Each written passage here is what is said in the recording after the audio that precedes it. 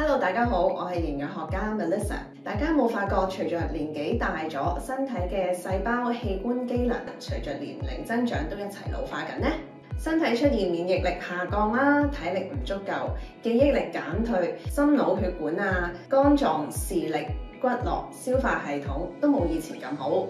皮膚鬆弛啦、白髮脫髮、睡眠質素欠佳等等嘅問題。科學家發現，衰老嘅其中一個原因就係因為人體內嘅 NAD+ 水平隨着年齡增長而減少，影響到維持身體健康所需要嘅能量。而 NMN 即係 β 煙酰胺單核苷酸，係人體內長壽蛋白 sirtuins 嘅輔因子 NAD+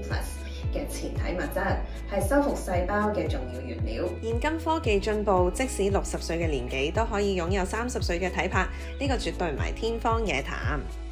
2016年，日本慶應義塾大學嘅醫學院團隊同華盛頓大學醫學院金井真一郎教授團隊合作，開展咗世界上第一個 NMN 人體臨床試驗。發現 NMN 攝入身體後，血液同尿液測試都冇影響器官功能。呢個試驗做到2020年1月，研究證實使用 NMN 對人體安全，表明服用 NMN 可以增加 NAD+ 同減少與年齡有關嘅問題。其實 NMN 可以喺食物當中吸收得到嘅，好似西蘭花、牛油果、牛肉等等，但係含量好少，好難喺日常食物當中食到好多。如果想攝取多啲 NMN， 可以選擇有 NMN 成分嘅保健品。嚟自日本嘅 Ichiki 一木研究所係日本醫學健康品牌，產品由日本嘅科研團隊研發，選用頂級嘅原料製造，而且由日本 GMP 藥廠生產，廠房更配有國際級生產線，嚴格嘅品質監管。產品經過日本國家食品標準級檢測中心 JFRL 檢測，確保產品功效同安全。